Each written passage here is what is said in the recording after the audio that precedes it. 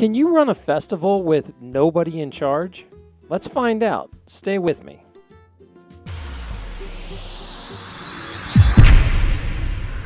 I worked on helping organize the Porcupine Freedom Festival this year, and it was a lot of fun.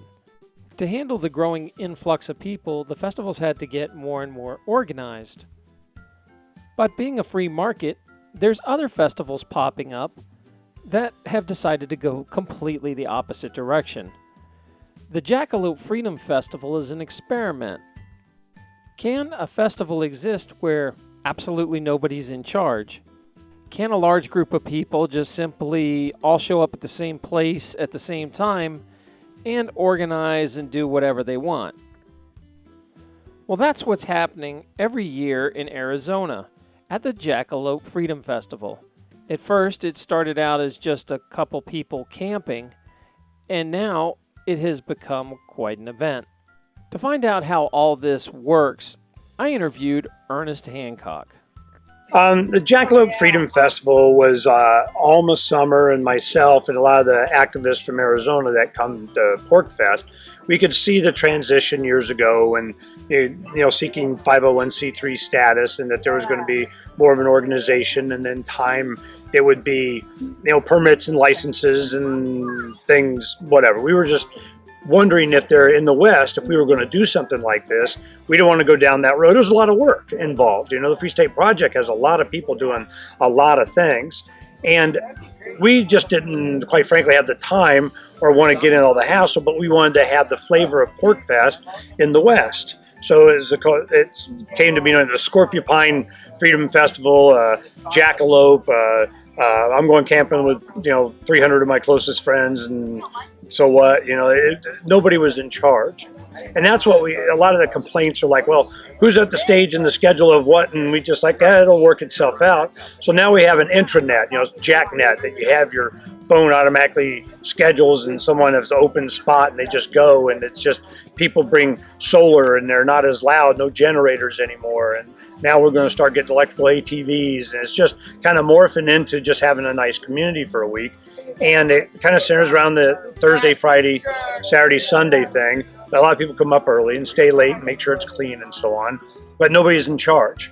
The porta potties just show up. Jackalope pays for them. The kids go hunt for jackalope. People speak. People camp. People self-sufficient. It's totally dry camping. There's no utilities or infrastructure whatsoever out in the forest.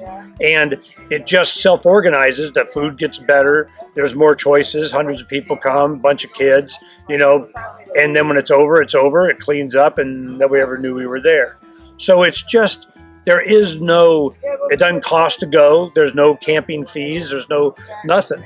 And the man kind of hassled us the second year, but then they kind of realized, just leave them alone and we're all good. Because we found out that there was a lot of retired military and intelligence and law enforcement that moved up in this area to particularly get away from the galloping hordes of whatever. And here come them damn anarchists out camping in our forest. So once they kind of got a feel for what we really were, the pressure went off, and this would be the fifth one. So the Jackalope got to put a V mask on them or something, So we're just having fun. The flavor is what it is. It's kind of like PorcFest without the lot numbers. But no one's in charge. So how does it self-organize? Is there, I guess, assume there's like a Facebook page that everybody says, maybe I'll just bring my own bathroom and charge, a fee or charge for power. I assume vendors are supplying stuff on their own, like without organization. Yeah, I'd hate to. Early on, and after going into the second year, they had a Facebook place, and it had more than 70 likes or supporters or whatever it was, and it was in the hundreds. But once it hit 70, that was a trigger for the Forest Service. They go, you have an event with 70 people, you got to have a permit or whatever. And I go, oh, take that crap off. We're just going camping with a bunch of people. We're not an event. So you got to be we want to do prizes for kind of a self-sufficient campsite that Freedom's Phoenix wants to do. But how do I do that without it being an event? I got to be careful in how I word it. Prize awarded at the what? I mean, in the forest over here somewhere because I just happen to be there.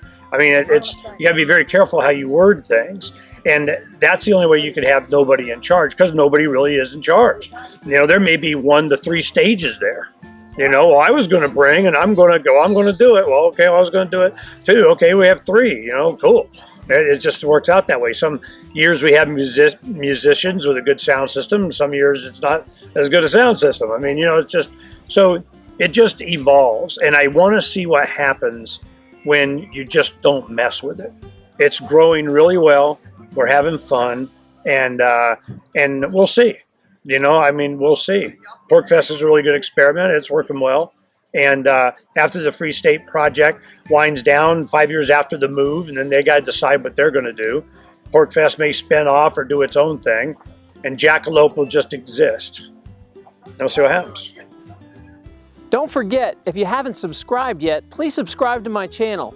Also, give this a thumbs up, a like, a share, or if you have something to add, remember to comment below.